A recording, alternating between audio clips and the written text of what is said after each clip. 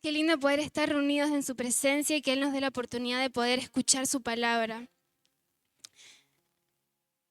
Vamos a meditar una parte de la escritura y vamos a leer bastante, así que los que tienen su Biblia las pueden sacar. Vamos a ver los evangelios el día de hoy. Pero ¿qué les parece si hacemos una oración antes de comenzar? Cerremos nuestros ojos ahí donde están. Amado Señor Jesús, hoy me presento delante de tu presencia como sacrificio. Amado, tú tienes una palabra para cada uno de los que estamos en este lugar. Y hoy abrimos nuestro corazón y dejamos de lado, Señor, todo lo que quiera limitarnos a poder escuchar tu palabra, a dar tu palabra. Oro para que puedas, Señor, devolverme, Señor, la voz y darme fuerzas. Y que no sean mis palabras, sino que sea el Espíritu Santo usándome, Señor, como instrumento para poder hablar lo que tú quieres hablar en esta noche, en este lugar. Me entrego en tus manos en el nombre de Jesús. Amén y amén. Amén. Bueno, ¿cuántos de acá leyeron los evangelios? Bueno, ¿cuántos de acá vieron Chosen? Bueno, ¿vieron Chosen? ¿Conocen Chosen? ¿Saben lo que es? La serie de los elegidos que está en Netflix. Bueno, si no la vieron, véanla que está buenísimo. Si quieren familiarizarse un poquito con cómo Jesús vivió acá en la tierra. Bueno, algo que destaco de Jesús, no sé si los que vieron van a acompañarme en este pensamiento, es que Él confrontaba muchísimo a las personas. Él iba y les decía las cosas como eran. Y quiero que notemos esta parte de Jesús. Y vamos a ver la parte en los evangelios donde Jesús se enfrenta o confronta a la religiosidad. ¿Sí? Así que vamos a ver, los que vieron Chosen, ¿cómo eran? ¿Quiénes eran? O los que leyeron los evangelios. Bueno, digo Chosen porque es como que le da un poquito más de, no sé, es como vivirlo en carne propia, digamos. Pero los que vieron, Mayra, ¿cómo me describirías a Jesús cuando confronta? ¿Cómo lo veías? ¿Cómo lo veías a Jesús? O sea, cuando enfrentaba. Para mí era muy directo, por ejemplo, ¿no? En el momento de ir junto a los fariseos, ¿no? Vemos, también está escrito en la palabra, que él iba y le decía las cosas como eran en la cara, ¿no? Y vamos a ver esas partes en la palabra. Pero ¿qué era lo que Jesús confrontaba? ¿Por qué era que iba a los fariseos y a los maestros de la ley en ese tiempo? Porque ellos eran religiosos, o sea, tenían prácticas externas, sin un corazón sincero, ¿no? Todo lo que vos veías de ellos tenían túnicas, tenían el gorrito que se usaba en ese tiempo. Sin embargo, vemos en la palabra que Jesús les decía sus verdades. Vamos a ver que en un momento les dice sepulcro blanqueado, ¿no? Por fuera todo muy lindo, pero por dentro, bueno.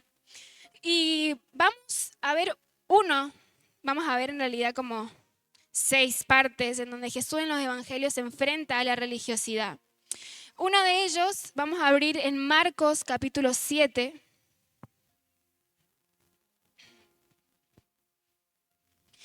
Marcos, el evangelio de Marcos,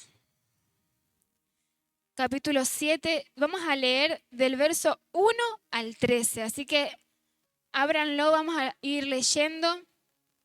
Marcos capítulo 7, verso 1 en adelante. ¿Tienen todos? O quizás ahí está. Bien. Dice, los fariseos y algunos de los escribas que habían venido de Jerusalén se acercaron a Jesús y vieron que algunos de sus discípulos comían pan con manos impuras, es decir, sin habérselas lavado. Los fariseos y todos los judíos viven aferrados a la tradición de los ancianos, de modo que si no se lavan las manos muchas veces, no comen. Yo tengo otra versión, no les dije. Cuando vuelven del mercado no comen si antes no se lavan. Y conservan también muchas otras tradiciones, como el lavar los vasos en que beben, los jarros, los utensilios de metal y las camas. Entonces los fariseos y los escribas le preguntaron a Jesús, ¿por qué tus discípulos no siguen la tradición de los ancianos, sino que comen pan con manos impuras? Jesús les respondió: hipócritas, bien profetizó de ustedes Isaías cuando escribió: este pueblo me honra con los labios, pero su corazón está lejos de mí. No tiene sentido que me honren si sus enseñanzas son solamente mandamientos humanos, porque ustedes dejan de lado el mandamiento de Dios y se aferran a la tradición de los hombres, es decir, al lavamiento de jarros y de vasos para beber y a muchas otras cosas semejantes. También les digo que qué bien invalidan ustedes el mandamiento de Dios para mantener su propia tradición.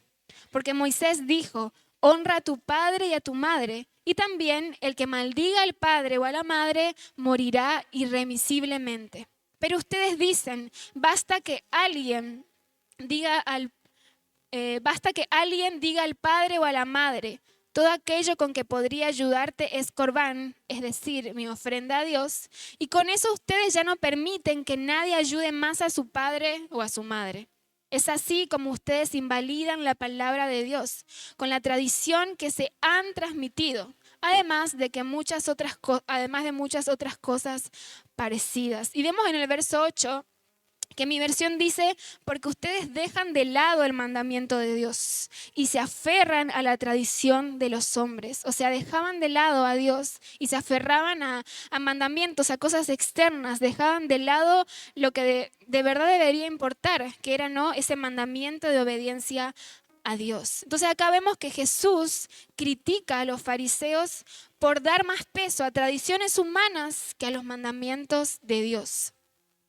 Los señala que honran a Dios con los labios, pero su corazón está lejos. Acá vemos la religiosidad que prioriza reglas por encima del amor a Dios. Y vamos a ver que a medida que vamos viendo las maneras en que Jesús confronta la religiosidad cuando Él estuvo acá en la tierra, no sé ustedes, pero quizás nos podemos sentir identificados, ¿no? Porque muchas veces priorizamos reglas por encima del amor. Y cuando conocemos al Señor, cuando, por ejemplo, un estudio que hemos estado leyendo con el grupo de chicas era Cantares, ¿no? Y ahí vemos que el Señor dice: no despiertes el amor antes de tiempo. O sea, deja que sea el Señor que despierte ese amor en tu corazón, y eso va a hacer que vos lo obedezcas. Pero la religiosidad, ¿qué hace? Te impone reglas por encima del amor a Dios. Por eso cuando conocemos a Dios queremos hablarle a las demás personas, queremos, ¿no? Como que haga. Y primero debe tener ese encuentro con el Señor Jesús, que el Señor toque su corazón. Vamos a ver la segunda vez que Jesús se enfrenta ante la religiosidad en Mateo 23.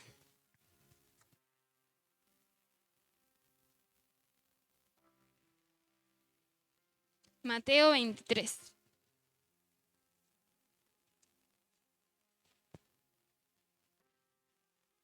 Bueno, acá es bastante largo lo que vamos a leer, pero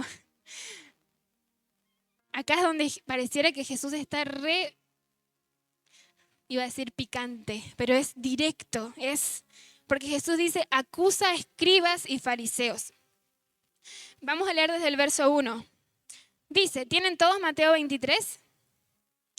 Después de esto, Jesús dijo a la gente y a sus discípulos: los escribas y los fariseos se apoyan en la cátedra de Moisés. Así que ustedes deben obedecer y hacer todo lo que ellos les digan, pero no sigan su ejemplo, porque dicen una cosa y hacen otra. Imponen sobre la gente cargas pesadas y difíciles de llevar, pero ellos no mueven ni un dedo para levantarlas. Al contrario, todo lo que hacen es para que la gente los vea. Ensanchan sus filacterias y extienden los flecos de sus mantos. Y les encanta ocupar los mejores asientos en las cenas, sentarse en las primeras sillas de las sinagogas y que la gente los salude en las plazas y los llame rabí, rabí. Pero ustedes no busquen que los llamen rabí, porque solo uno es el maestro de ustedes y ese es el Cristo, y todos ustedes son hermanos. Ni llamen padre a nadie en la tierra, porque uno solo es el Padre de ustedes y Él está en los cielos. Tampoco se hagan llamar maestros, porque solo uno es su maestro y es el Cristo. el que sea más importante entre ustedes sea siervo de todos, porque el que se enaltece será humillado y el que se humilla será enaltecido. Cómo Jesús vino a romper todas esas estructuras del enemigo que a veces nos trae, esas estructuras de, ¿no? Porque a veces somos altivos, ¿no? Mas sin embargo Jesús viene y les dice no. O sea, en ese tiempo los fariseos, los rabí, le dice acá que les gustaba que los llamen rabí, rabí por donde estaban, sentarse en los primeros lugares, que no está mal sentarse en los primeros lugares, ¿no? Pero habla acerca de que quería que se los vean, querían ser vistos. Sin embargo, Jesús viene y dice, el que se enaltece será humillado y el que se humilla será enaltecido. Acá empiezan los ayes, se le dice, porque hay muchos ay. El verso 13 dice, pero hay de ustedes, escribas y fariseos hipócritas, porque le niegan a la gente la entrada al reino de los cielos, y ni ustedes entran, ni tampoco dejan entrar a los que quieren hacerlo. Hay de ustedes, escribas y fariseos hipócritas, porque devoran las casas de las viudas y como pretexto hacen largas oraciones. Por esto mayor será su condenación. Vamos a ir leyendo, saltando de 15, 16, pero van a ver que en el 15 dice, hay de ustedes, escribas y fariseos hipócritas. En el 16 de ustedes dice, hay de ustedes, guías ciegos. En el 17, insensatos y ciegos.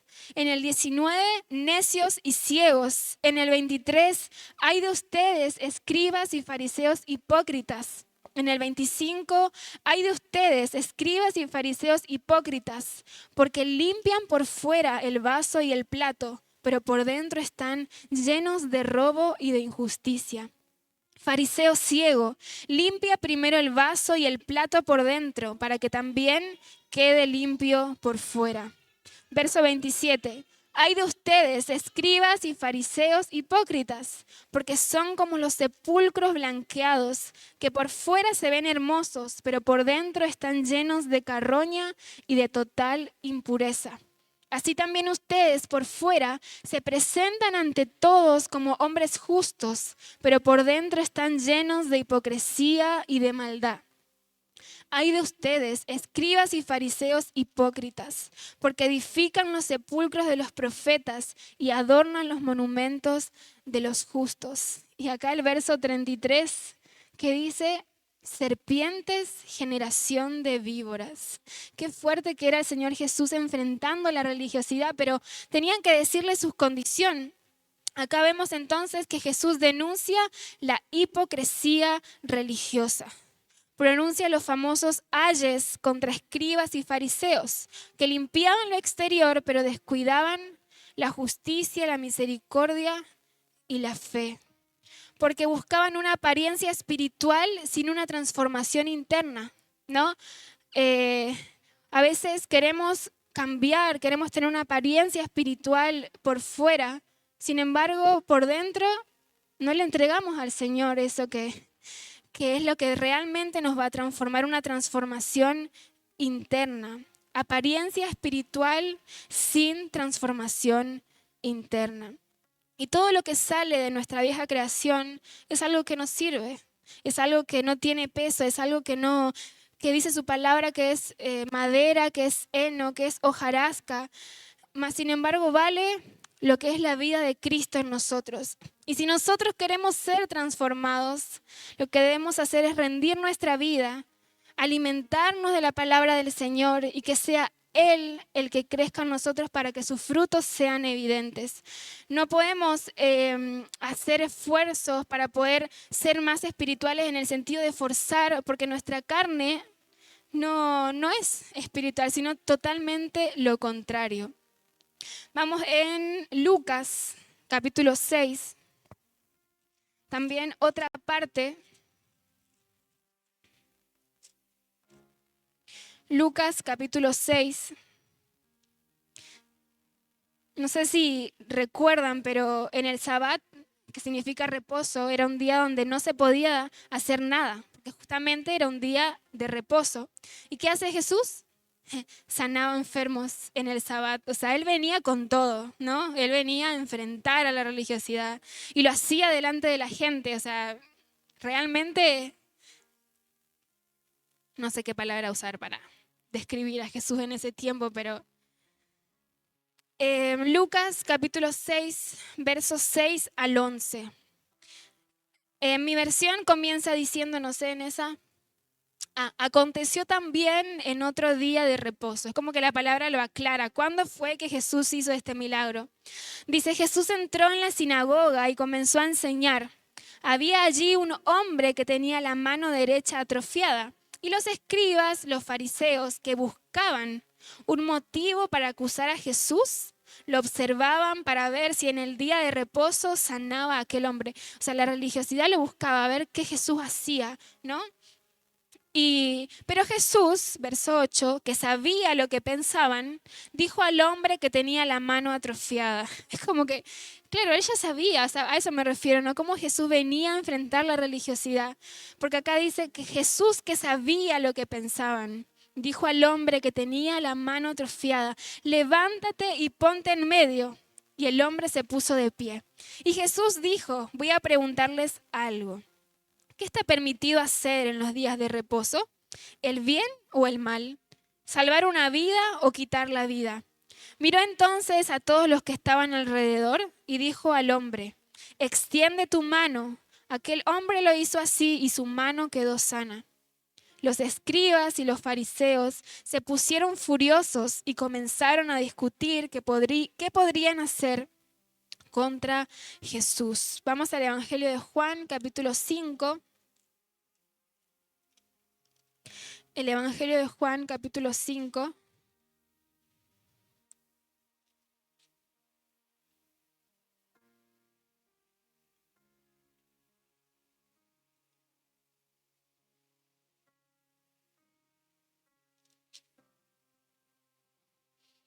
Vamos a leer del verso 1 en adelante. Acá vemos cómo Jesús sana también en un día de reposo al paralítico. Para parafrasear, era una fuente de agua que de vez en cuando bajaba un ángel y aquel paralítico que primero tocaba esa agua era sano. Entonces Jesús va ahí y en el verso 5 dice, allí había un hombre que hacía 38 años que estaba enfermo. Cuando Jesús lo vio acostado y se enteró de que llevaba ya mucho tiempo así, le dijo, ¿quieres ser sano? El enfermo le respondió, Señor, no tengo a nadie que me meta en el estanque cuando el agua se agita. Y en lo que llego, otro baja antes que yo. Jesús le dijo, levántate, toma tu lecho y vete. Y aquel hombre fue sanado y tomó su lecho y se fue. Pero aquel día era día de reposo. Así que los judíos le dijeron a aquel que había sido sanado, hoy es día de reposo, no te está permitido llevar tu lecho. Pero él les respondió, el mismo que me sanó fue el que me dijo, toma tu lecho y anda. Y en el verso 16 dice, y por eso los judíos lo perseguían, procuraban matarlo porque hacía esto en el día de reposo. ¿Cómo acusa la religiosidad, verdad? O sea, buscaban cualquier estrategia, cualquier cosa que Jesús hiciera mal para ir y acusarlo. Y en el mismo Evangelio de Juan, capítulo 2, vamos a ver otro caso. Evangelio de Juan, capítulo 2. Que me encanta esta parte de la palabra porque tiene tanto significado. Y hay una canción que me encanta que se llama Tumba las mesas. Acá vamos a ver en Juan capítulo 2, verso 13 al 17, que dice, estaba cerca la Pascua de los judíos y Jesús subió a Jerusalén. Y halló en el templo a los que vendían bueyes, ovejas, palomas y los cambistas allí sentados. Entonces hizo un azote de cuerdas y expulsó del templo a todos y a las ovejas y bueyes. Esparció las monedas de los cambistas y volcó las mesas. Y dijo a los que vendían palomas: saquen esto de aquí y no conviertan la casa de mi padre en un mercado. Entonces sus discípulos se acordaron de que está escrito: el celo de tu casa me consume. A Jesús le dolió ver cómo el templo, que era el templo de Dios, de aquellos que ellos decían adorar, se había convertido en un mercado donde ellos iban y vendían para su propio interés. Es como que en la iglesia nosotros levantemos mesitas para hacer una feria, ¿no? Para nuestro propio beneficio, a eso me refiero. Y cuando Jesús vio eso, dice que bueno, yo me imagino el episodio de Netflix. Como Jesús es como que vio eso y le dolió tanto que con furia agarró el azote y empezó a tumbar todas las mesas, diciendo, creo que acá justo en el Evangelio de Juan no expresa como qué es lo que Jesús dijo, lo que Jesús pensó, pero en otros evangelios así dice: saquen esto de aquí, en el verso 16, y no conviertan la casa de mi Padre en un mercado. Y ahí es cuando sus discípulos se acordaron de lo que ya estaba escrito: el celo de tu casa me consume. Vamos también en el mismo Evangelio de Juan, el capítulo 8, a ver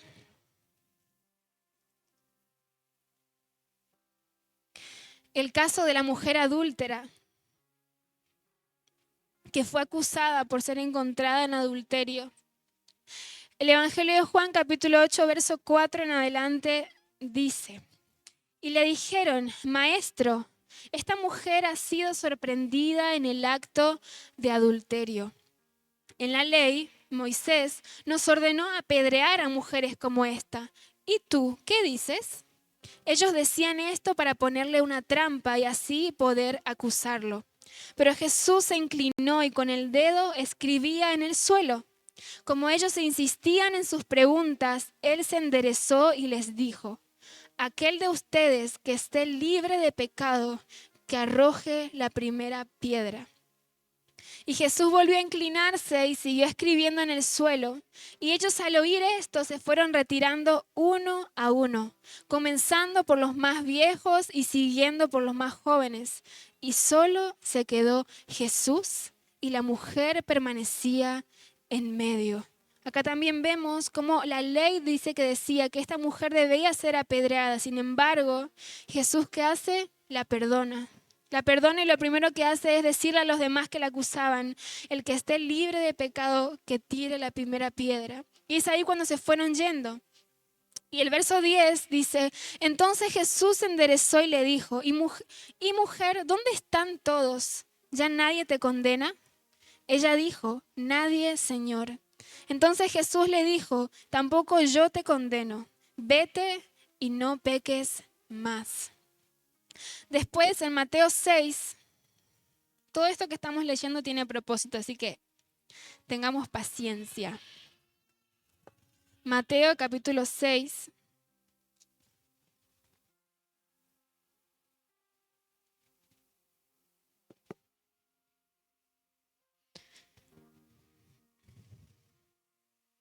Acá Jesús le estaba enseñando a sus discípulos, aquellos que decidieron seguirle.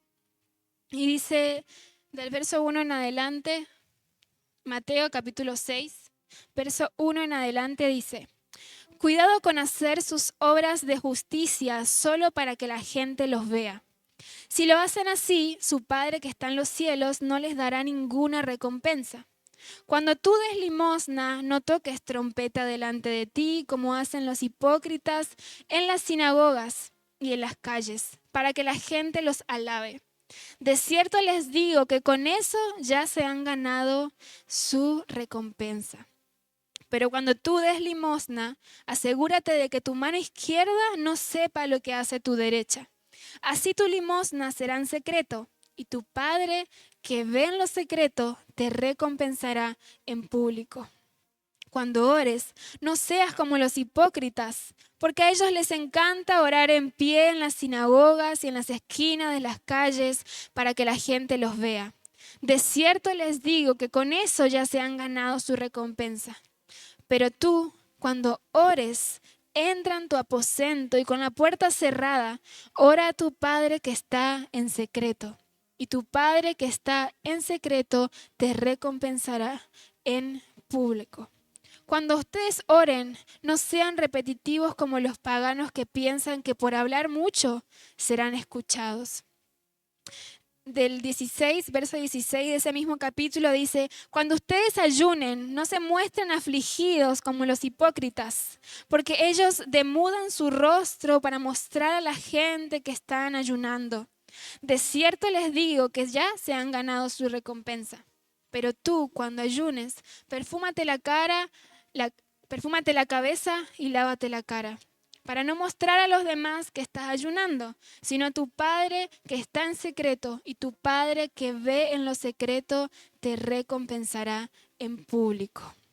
Entonces acá en este texto de la palabra vemos las prácticas espirituales hechas por el orgullo simplemente para ser vistos. Y yo pensaba en esto cuando el Señor me daba la palabra, que quizás nosotros leemos estas confrontaciones del Señor Jesús y vemos los fariseos, los maestros de la ley, los rabí de ese tiempo y decimos, ay no, qué religiosidad. Sin embargo, muchas veces nosotros mismos llevamos vidas religiosas. Simplemente nos congregamos, hacemos cosas externas y a veces pensamos que está bien. A veces pensamos que lo que estamos haciendo está bien, vivimos de apariencias, queremos que otro nos vea. ¿Y qué doloroso debe ser para el Señor Jesús ver que todo lo que hacemos es algo exterior sin una transformación interior en nuestro corazón? Y acá vemos que Jesús confrontó a la religiosidad, que en ese tiempo era representada por los fariseos. Criticó su hipocresía, el cumplimiento legalista de normas y el desprecio por la justicia y la misericordia. En lugar de ritos externos, Jesús priorizó el amor, la intención del corazón y la relación directa con Dios. Hemos estado viendo en el campamento acerca de lo importante que es la obediencia y cómo Jesús mira el corazón. O sea, Jesús no quiere una vida religiosa, sino que quiere que lo que hagamos, lo hagamos desde el corazón, desde la obediencia al Señor Jesús, desde algo más interno que simplemente una apariencia externa y desde una relación directa con Dios. Por eso les digo, quizás hacemos actos religiosos y les digo desde la experiencia, es muy feo vivir en la religiosidad. Es muy feo vivir de apariencias porque pareciera que el corazón está desviado, pareciera que el corazón no encuentra su lugar. Sin embargo, cuando nos encontramos realmente más allá de la religión con Jesús mismo, que es una persona, Él llena nuestro espíritu, nuestra alma y nuestro cuerpo. Y a partir de esa relación directa con Dios es que vienen cambios externos para nuestra vida desde lo interior y una obediencia que nace desde un corazón que conoce a su amado y quiere rendirse delante de su presencia. Y había puesto una imagen, la había dado a los chicos, no sé si se ve.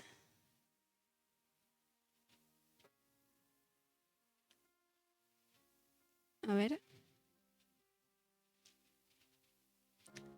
Bueno, si llegan a leer, para cerrar el tema de Jesús en los evangelios, hice unos puntos de lo que Jesús quería remarcar al hablarle así a que los discípulos escuchen.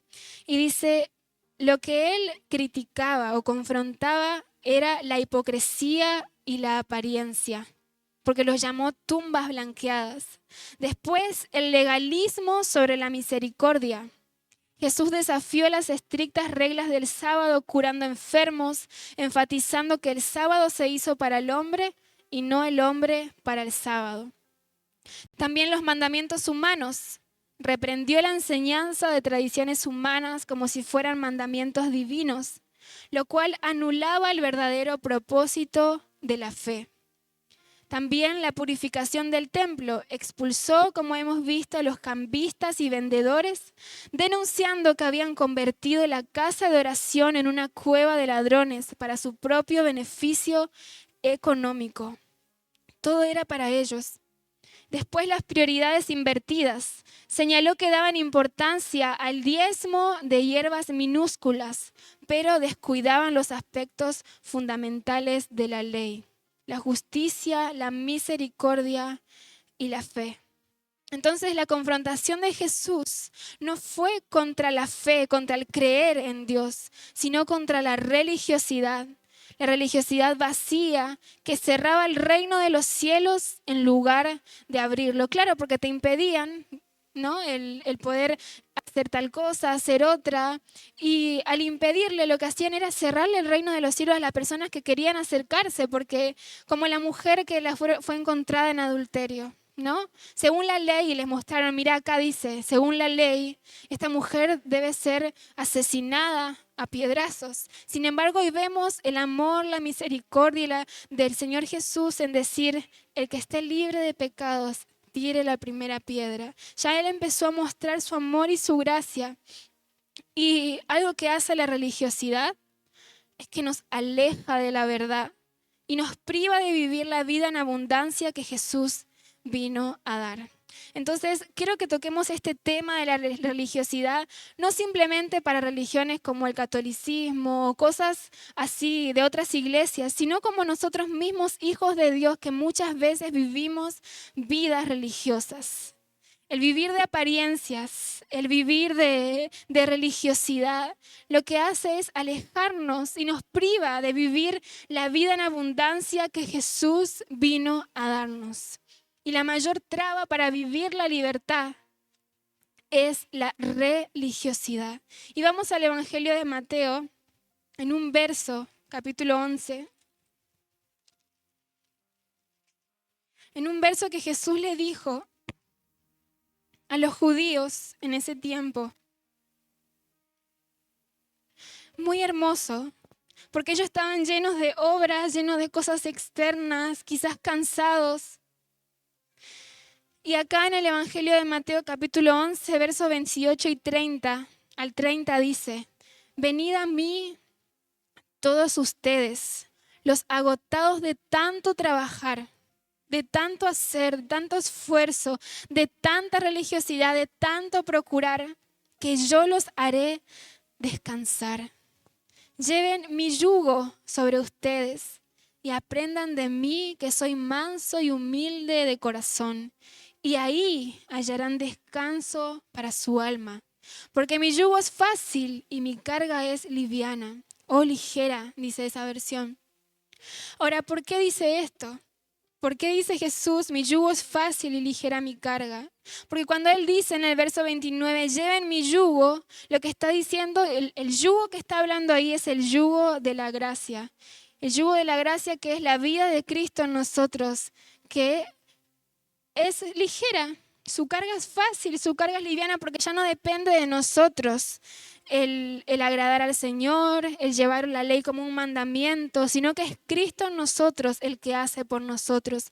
Entonces Él le decía en ese momento a los judíos: vengan a mí, yo soy aquel que les va a dar descanso de tanto esfuerzo, de tanto que quieren hacer, porque yo los haré descansar. Y esto es hoy día para nosotros. Si estamos cansados, si estamos hastiados de la vida cristiana, de la religiosidad, de hacer, de pensar que no podemos, de pensar que no damos la talla, Jesús nos dice: vengan a mí, los cansados de tanto trabajar, que yo los haré descansar. Lleven mi yugo sobre ustedes y aprendan de mí, que soy manso y humilde de corazón, y hallarán descanso para su alma. Porque mi yugo es fácil y ligera es mi carga. Entonces acá Jesús está hablando de Él, porque Él dice mi yugo, Él dice mi carga, está hablando de su persona. Ahora quiero que hagamos hincapié o énfasis en lo que Jesús ganó en la cruz del Calvario.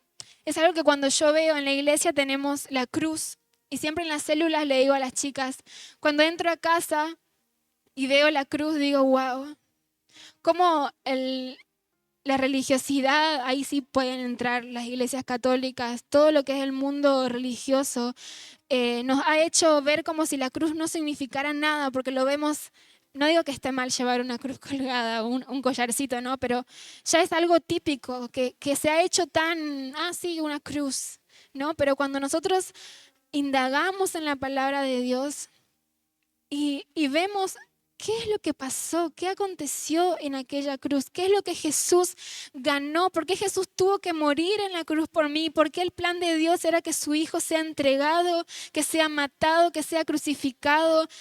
¿Qué es lo que hubo en ese momento donde Dios rechazó a su Hijo, dejándolo de lado, no mirándolo, porque lo abandonó? ¿Qué es lo que pasó? ¿Qué precio? ¿Por qué Jesús entregó su vida?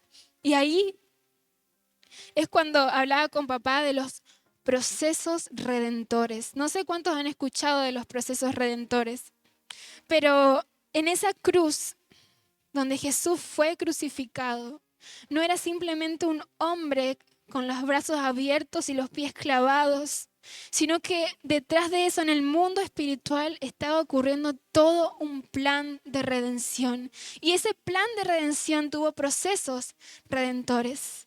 El primero fue la salvación.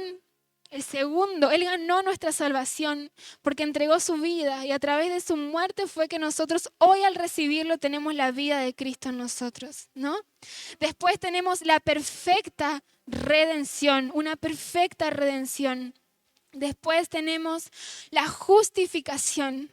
Ahora Dios cuando nos mira ya no ve nada porque con los que acusarnos, porque ve a su Hijo en nosotros que nos hace justos. Entonces ganó justificación. Ganó también la santificación. Si vos recibiste al Señor Jesús, no importa lo que hayas hecho, no importa si te apartaste, si pecaste, si hiciste cosas que no agradaban, si vos recibiste a Jesús en tu corazón y la vida de Cristo fue engendrada en tu vida, cuando le dijiste y lo recibiste y creíste, sos santo. Sin importar lo que hagas, porque la vida de Cristo en ti es santa. Y eso es lo que ganó Jesús en la cruz para nosotros, la santificación. Después, el 5, la propiciación. El 6, la glorificación. Y el 7, la expiación. Entonces, 7 procesos redentores, que para los que están anotando, si quieren, lo voy a volver a repetir. Salvación, perfecta redención, justificación, santificación, propiciación, glorificación y expiación. Todo eso ocurrió en la cruz. Todo eso ocurrió mientras Jesús estaba ahí crucificado. Todo ese plan desde antes de la fundación del mundo fue consumado en la cruz del Calvario. Y vamos a ver en el Evangelio de Juan, capítulo 19, una frase que escuchamos, que cuando lo meditamos con los chicos o cuando lo leo, la verdad que cuando estudiamos esa palabra, a mí me da escalofrío porque digo, wow, Señor. El Evangelio de Juan, capítulo 19 y el verso 30. El Evangelio de Juan, capítulo 19, verso 30, que dice, cuando Jesús probó el vinagre, dijo, consumado es. Luego inclinó la cabeza y entregó el Espíritu. Él lo entregó todo y dijo, consumado es. Cuando ya había entregado todo, dijo esa palabra, que no me acuerdo si es en hebreo o en griego, que se dice teletestai, que significa hecho está, ya todo fue hecho, todo fue provisto, ya el Señor ha hecho todo.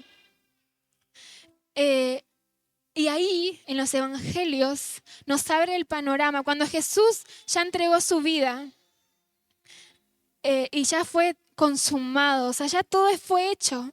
Todo fue hecho para que ya no vivamos una vida en religiosidad, sino que vivamos en Cristo. Y esa vida en Cristo es lo que nos habla los evangelios del apóstol Pablo. Sobre esa vida que es engendrada en nosotros es que el apóstol Pablo nos enseña, nos dice, nos habla sobre cómo es, sobre cómo manejarnos.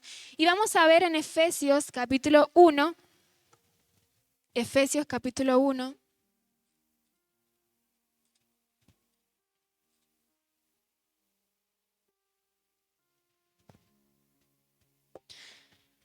Como sabemos, esta carta de Efesios nos muestra todo lo que tenemos en Cristo.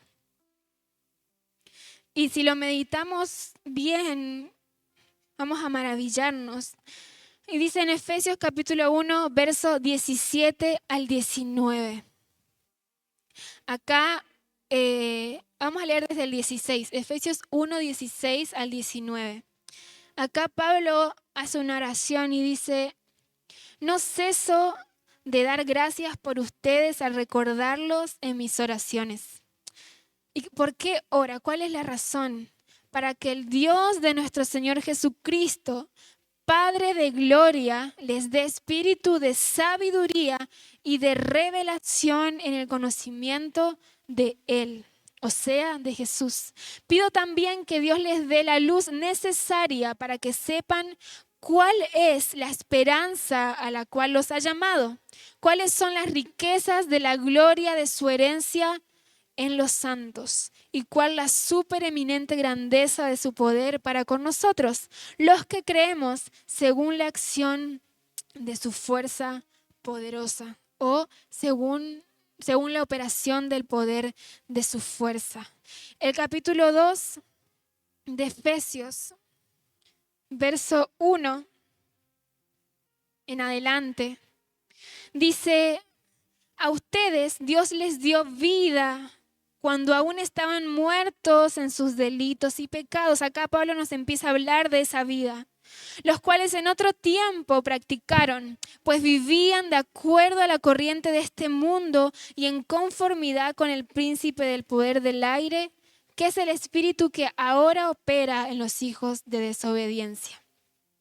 Entre ellos, todos nosotros también vivimos en otro tiempo, seguíamos los deseos de nuestra naturaleza humana y hacíamos lo que nuestra naturaleza y nuestros pensamientos nos llevaban a hacer.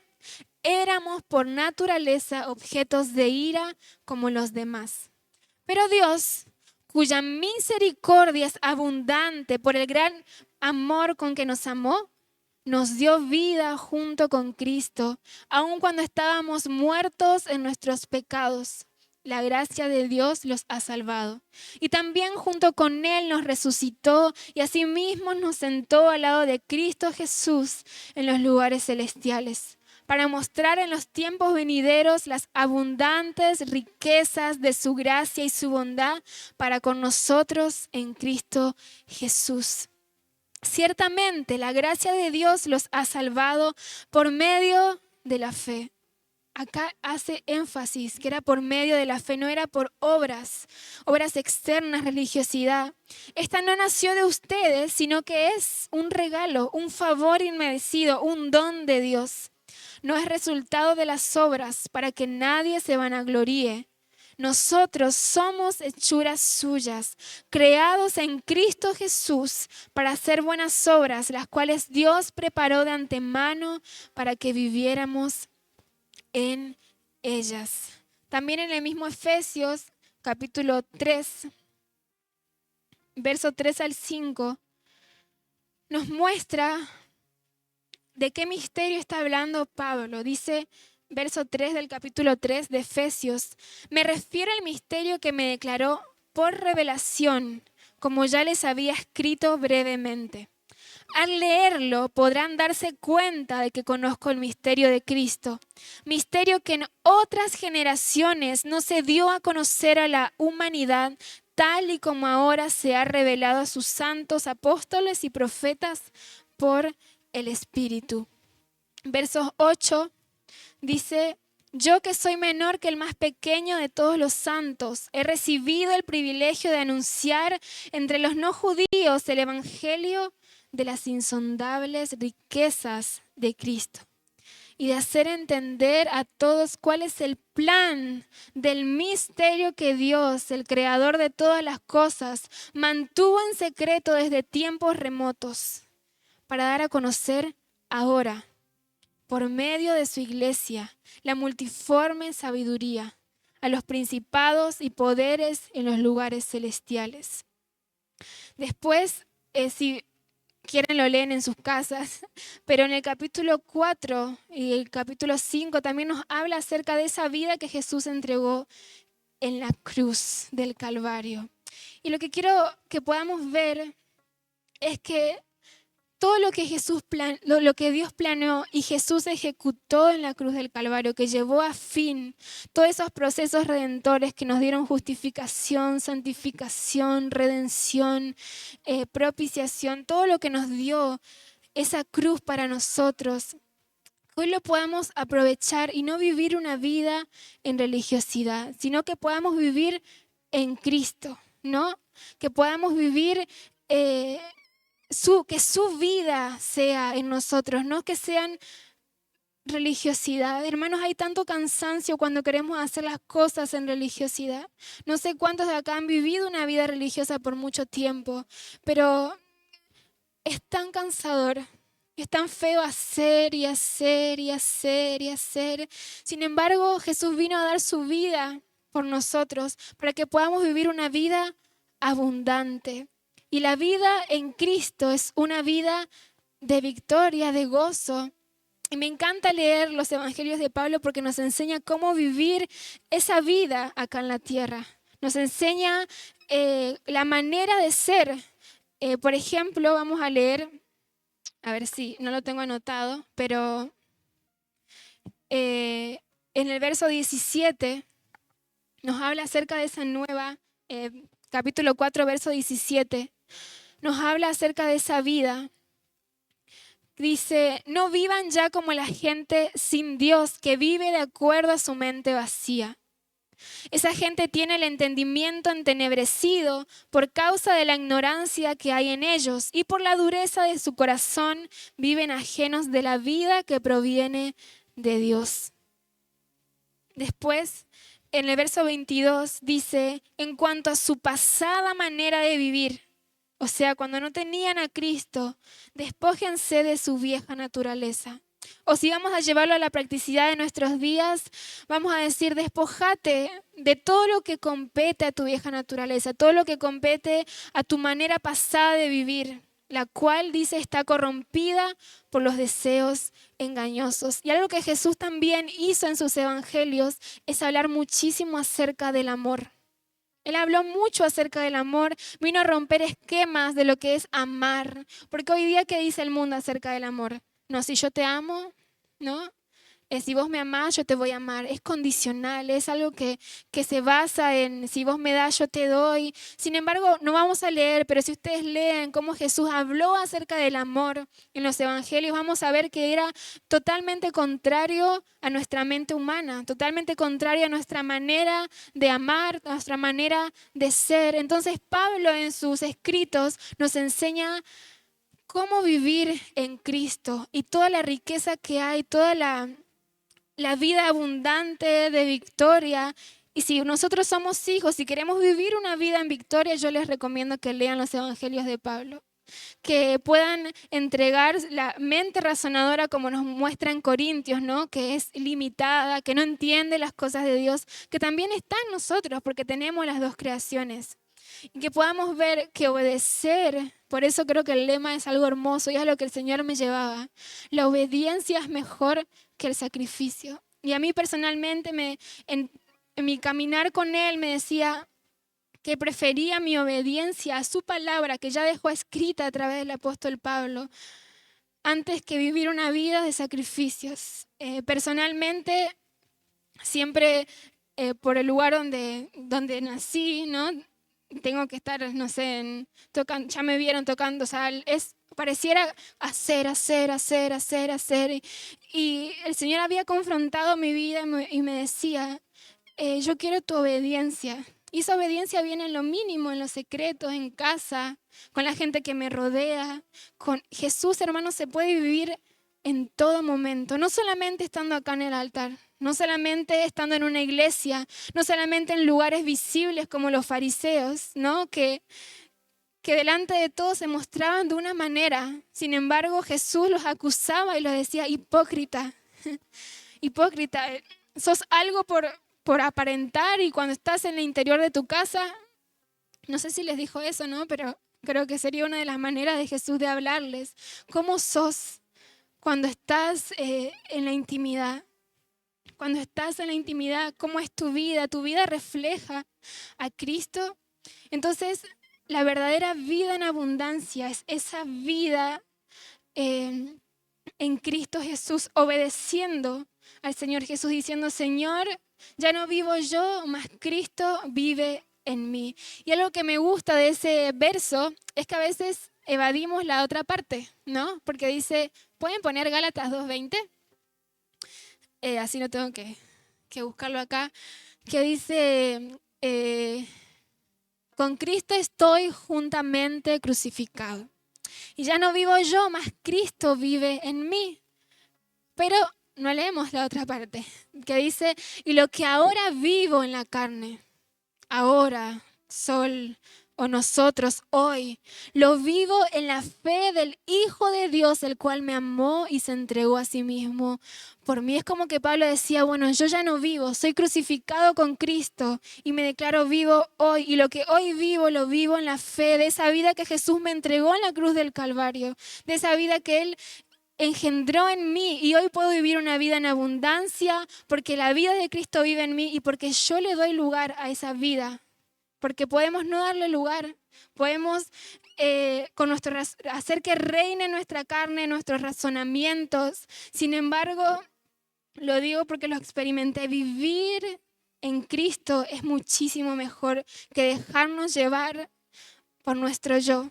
Nuestro yo nos desvía a lugares que no nos hacen bien, que creemos que nos van a hacer bien, que creemos por nuestros ojos que son limitados, por nuestra mente limitada que nos va a hacer bien. Sin embargo, cuando obedecemos al Señor Jesús, esa vida es la real vida de abundancia.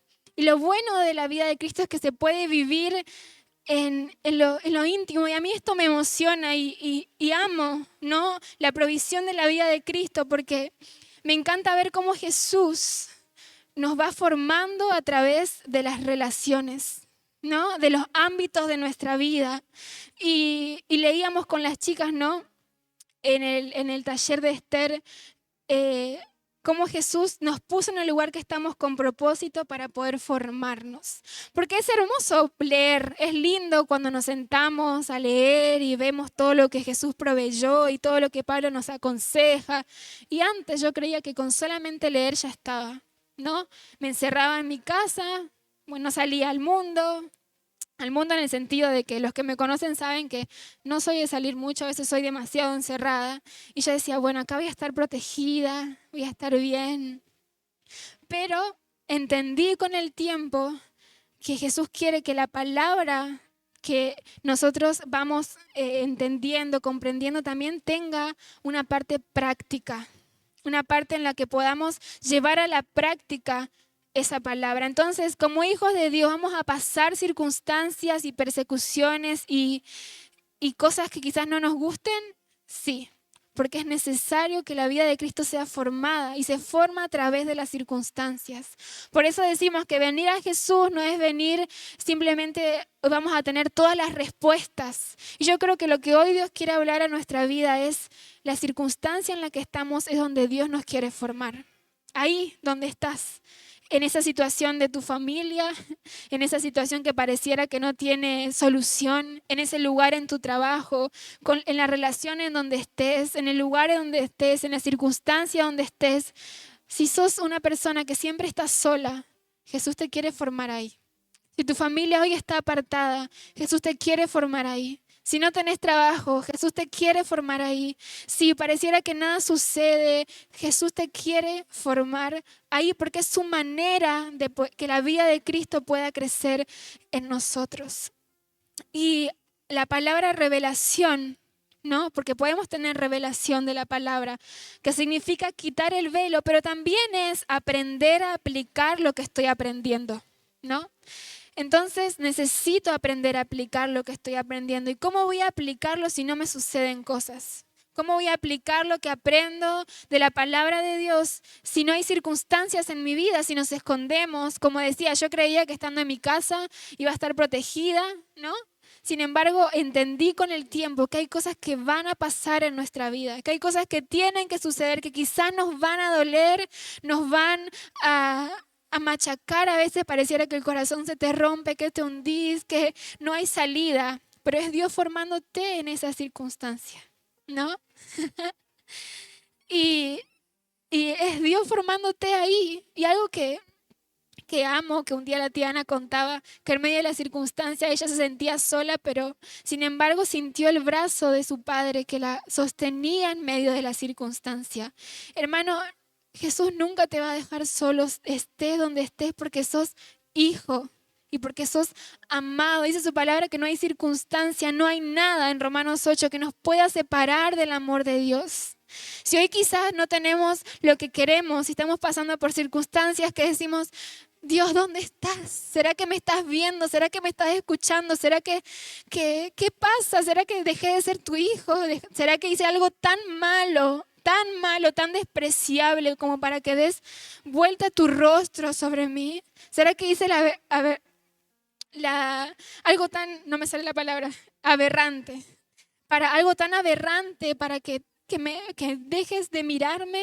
Sin embargo, el Señor jamás deja de mirarnos. Simplemente lo que quiere es que nosotros rindamos nuestra vida y aceptar esa circunstancia que el Señor está permitiendo en nuestra vida para poder acercarnos más a Él y que su vida sea formada en nosotros. Y se me venía a la mente el estudio de Jacob y Esaú que un día dimos en la célula, ¿no?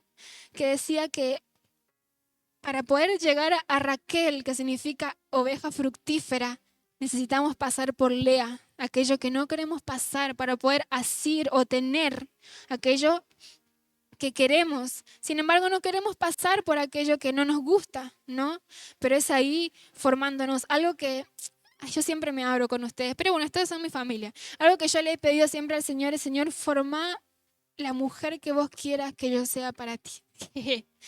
A veces uno hace oraciones sin saber lo que se le viene, ¿no? Y piensa que, bueno, el Señor va a poner en mí su fruto y seré apacible. Sin embargo, el Señor te pone en circunstancias donde tu corazón es expuesto y ves lo que sos sin Él, ¿no?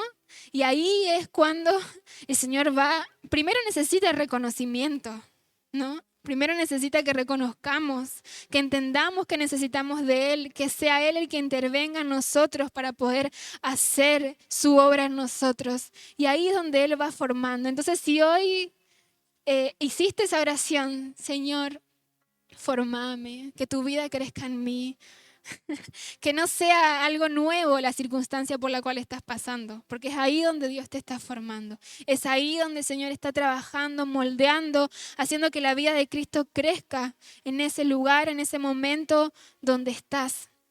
Entonces, necesitamos pasar por procesos. Vamos a verlo a través de la palabra en Santiago, capítulo 1, que seguro se lo conocen. Santiago capítulo 1.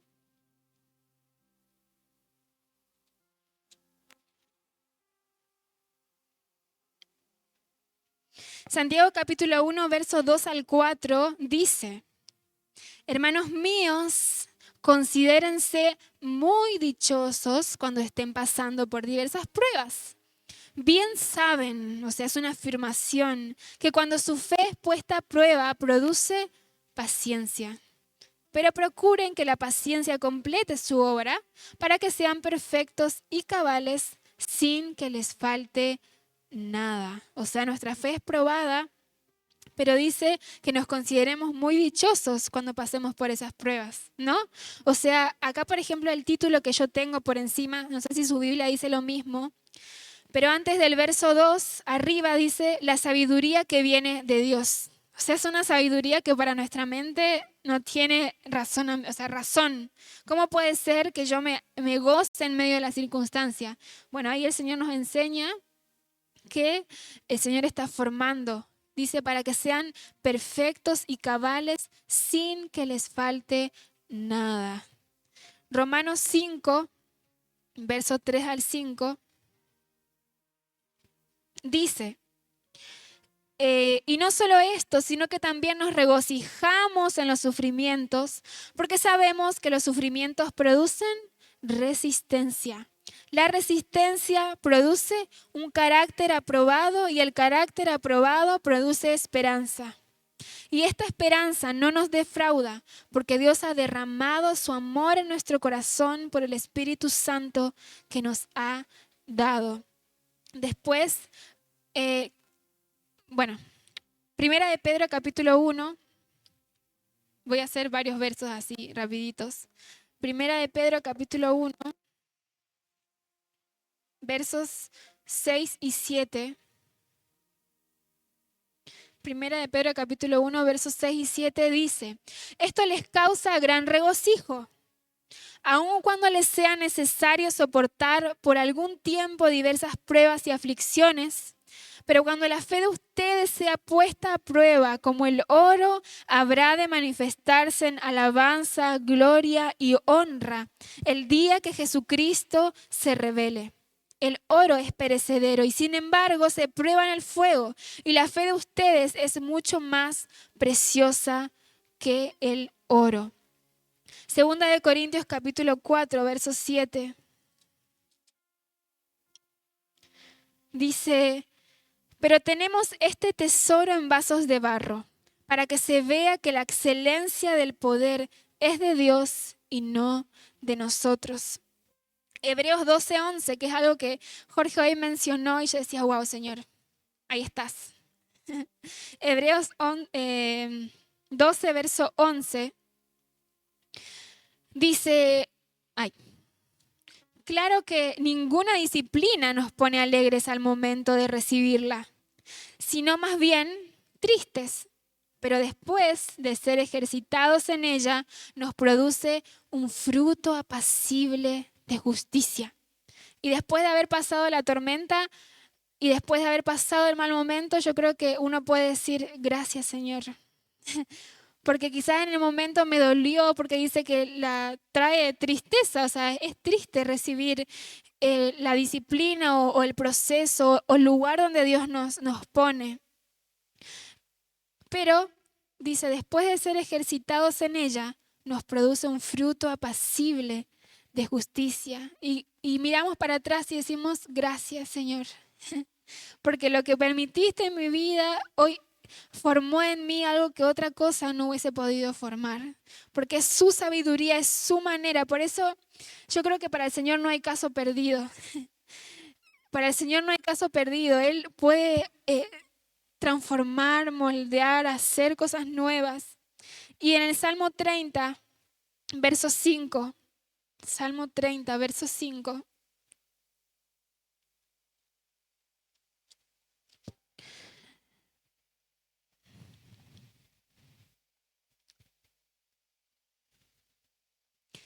es algo que nos da consuelo, porque dice, Salmos 30, verso 5, su enojo dura un solo momento, pero su bondad dura toda la vida. Tal vez lloremos durante la noche, pero en la mañana saltaremos de alegría, ¿no? Y la noche puede ser aquella circunstancia, pero va a haber, el sol vuelve a salir, ¿no? Quizás eso pareciera muy cliché, pero qué lindo es escucharlo. El sol vuelve a salir, las misericordias de Dios se renuevan de día en día. Y dice, en la mañana saltaremos de alegría. Entonces, si hay algo que quizás no nos gusta escuchar o no les gusta escuchar, vamos a pasar pruebas, procesos que van a moldear y transformarnos, que van a hacer que la vida de Cristo crezca en nosotros. Así, aún si leyeras la Biblia todos los días, si vinieras a la iglesia todos los días, porque yo antes decía, bueno, Señor, si yo leo y te sirvo y hago y te busco, vos me vas a salvar de las circunstancias, ¿no? Y no, es algo pegado, es leer, revelación, el Señor nos enseña, práctica. Leer, revelación, el Señor nos enseña práctica. Entonces nuestra vida va a ir de proceso en proceso. Pero nosotros tenemos la esperanza de saber que en medio de esa circunstancia hay algo que está creciendo, el cual va a traer su recompensa el día que Jesús venga. Entonces la decisión es nuestra, ¿no?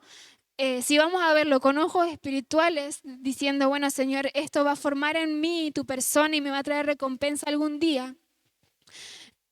Puesto los ojos, no solo por la recompensa, sino para que Él sea formado en nosotros. O vamos a seguir pasando por procesos, porque no vamos a evadirlos, lamentablemente. Pero viéndolo de esta parte, es ver, bueno, Señor, vos me estás permitiendo esta circunstancia para mi vida. Y algo que también aprendí en todo este caminar con el Señor y que el Señor me hablaba para dar es, resulta vital que seamos quebrantados por Dios. De vuelta. Resulta vital que seamos quebrantados por Dios.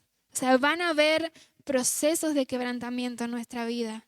Van a haber situaciones que van a quebrantarnos por completo. Y vamos a ver en el Evangelio de Juan, capítulo 12. El Evangelio de Juan, capítulo 12.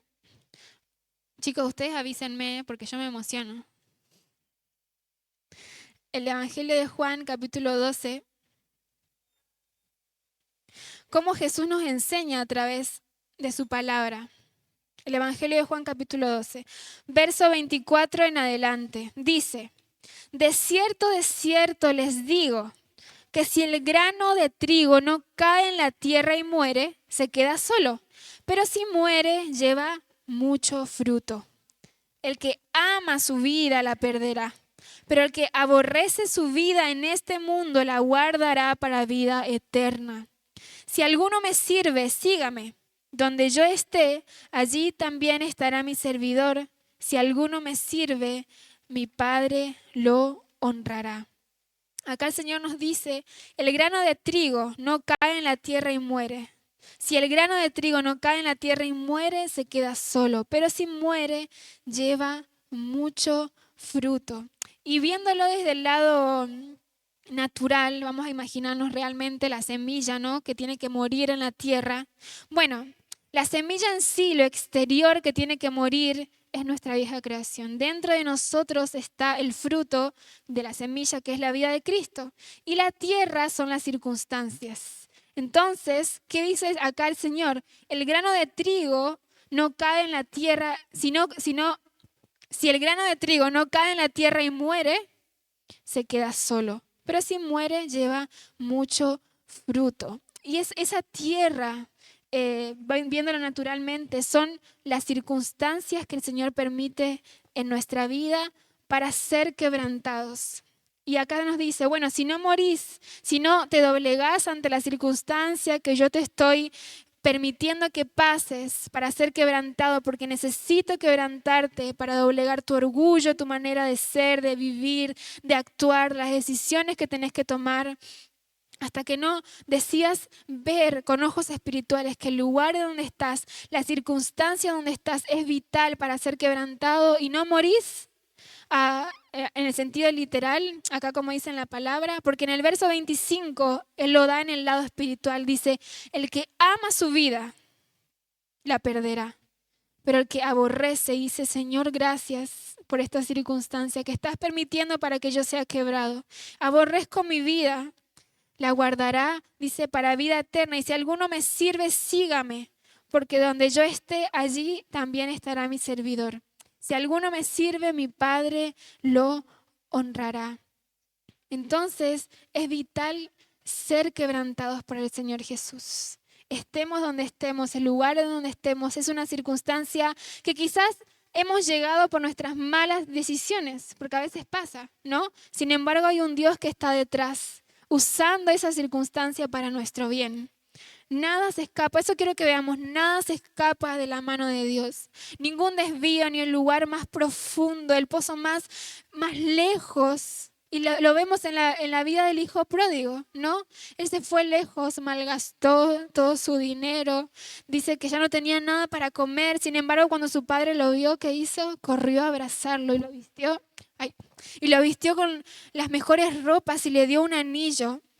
Entonces resulta vital que seamos quebrantados por Dios, porque el vaso de alabastro debe ser quebrado. Ahora vamos a pasar a algo, un ejemplo natural. El vaso debe ser quebrado. Y muchas veces pensamos que nuestro hombre exterior es más precioso que el hombre interior. ¿Y cómo sabemos esto? Cuando pasamos por circunstancias, o sea, decimos, no, Señor, que no me pase. O queremos como no ser quebrantados, no pasar por circunstancias. Eso nos hace ver que amamos más a nuestra carne o a nuestro yo, o amo más mi vida misma que, que la vida de Cristo. Porque cuando entiendo que las circunstancias que me suceden en mi vida son para que ser quebrantado y que la vida de Cristo crezca en mí, es ahí cuando decimos, Señor, amén. Es como el ejemplo más claro que tenemos es la vida de Jesús, ¿no? Que él sabía a lo que vino y dijo, bueno, Señor, Dios, si es posible, pasa de mí esta copa.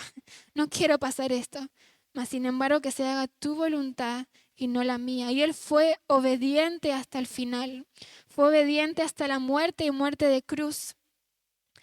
Y para terminar, ahora sí, necesitamos entonces ser quebrantados por el Señor Jesús, porque Él no quiere apariencias, Él no quiere religiosidad. Yo creo que Él se place en las circunstancias de nuestra vida que nos moldean, que nos quebrantan, porque Él sabe, ¿no? Que lo que está sucediendo a través de ese quebrantamiento es un resultado, es un fruto para nuestro bien, porque no somos coleccionistas de antigüedades. Vamos a hablar del vaso de alabastro, ¿no? No somos admiradores de vasijas de lo exterior. Somos aquellos que desean oler la fragancia del ungüento, lo que hay dentro, la vida de Cristo. Porque sin quebrar lo exterior, lo interior no saldrá. Entonces, debemos pasar por circunstancias, pero sabemos que es el Señor Jesús a través de esas circunstancias, que lo que quiere hacer es quebrar lo que hay en lo exterior para que lo interior, que es la vida de Cristo, pueda salir a relucir. Entonces es ahí, con ese entendimiento, que decimos, todas las cosas ayudan a bien a los que aman a Dios. Que podemos pronunciar sin miedo Romanos 8:28, con convicción, como dice en el verso 29, ¿cuál es el propósito de los sucesos? Que la vida de Cristo pueda crecer en nosotros. Y en eso me baso en Romanos 8:28 y 29. Y quiero que sepas algo. Desde el día que recibiste a Jesús en tu corazón, no importa si te seguiste congregando, si te apartaste o si estás mismo en la iglesia, el Espíritu Santo no ha cesado de obrar. Te han sucedido quizás sucesos tras sucesos, una cosa tras otra que pareciera que viene a nuestra vida, pero cada una de ellas es una obra disciplinaria del Espíritu Santo que solamente tiene un propósito: quebrar nuestro hombre exterior para que nuestro hombre interior pueda surgir. O pareciera un Dios de amor que lo que está haciendo es circunstancias de nuestra vida está permitiendo para poder ser quebrantados y que la vida de Cristo pueda crecer en nosotros. Así que desde el día que recibiste a Jesús, todos los sucesos que te han pasado han sido con un solo propósito: que la vida de Cristo crezca en ti. Entonces, el quebrantamiento es el camino de la bendición, el camino de la fragancia, de los frutos. Pero también no debemos de ignorar que es un camino salpicado con sangre, porque duele, cuesta. A nuestro hombre interior no le gusta pasar por sucesos, no quiere. Sin embargo, hoy el Señor nos muestra cuán necesario es, porque la obediencia es mejor que lo exterior, que un sacrificio religioso. La obediencia a la voluntad de Dios, la obediencia como Esther, que dijo, bueno, Señor, si este es tu propósito para mí, si en este tiempo me has puesto para esto, yo ofrezco mi vida. Yo ofrezco todo lo que soy. Si en este lugar me pusiste, si esta circunstancia me está pasando, y alzo mis ojos y te miro y proclamo Hebreos 12, puesto los ojos en Jesús, autor y consumador de la fe. Ahí nos muestra que Él también sufrió, que Él también padeció, pero dice que menospreció el dolor. Menospreció el dolor porque sabía lo que se venía. Él miró más allá de la circunstancia. Entonces, el motivo detrás de todo lo que nos sucede es quebrar nuestro hombre exterior. Así que yo pido en esta noche que el Señor abra nuestros ojos para ver que todo lo que llega a nuestras vidas tiene un solo significado. El Señor está buscando que seamos quebrantados. El Señor está buscando que dobleguemos nuestro yo, que nos rindamos a Él. Y hoy es el día y este es el momento. No importa cuán lejos hayamos estado, llegado, estemos, nos congreguemos. Y una cosa te digo, si pensaste que tu error te ha apartado del Señor, el Señor no derrocha nada. El Señor no derrocha nada. Para Él nada es un mal gasto de tiempo. Para Él nada es un mal gasto de tiempo. Aunque nos hayamos apartado de su camino, aunque hayamos perdido tiempo siguiendo nuestra voluntad, si hoy nosotros rendimos nuestro corazón, reconocemos que hemos estado apartados de Él o hemos vivido una vida religiosa sin nuestro corazón, sin una vida de obediencia al Señor, el Señor nos recibe con brazos de amor. Es tan fácil como eso. Es tan fácil como decir, Señor, reconozco, porque dice, como habíamos visto anteriormente, que Él enaltece a aquellos que se humillan, ¿no? Más sin embargo, los que son así altivos, esos son los que van a ser humillados.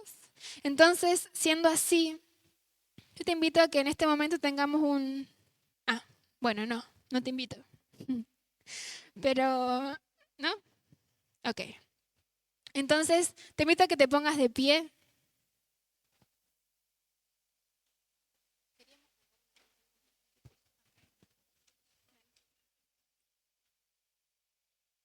Y vamos a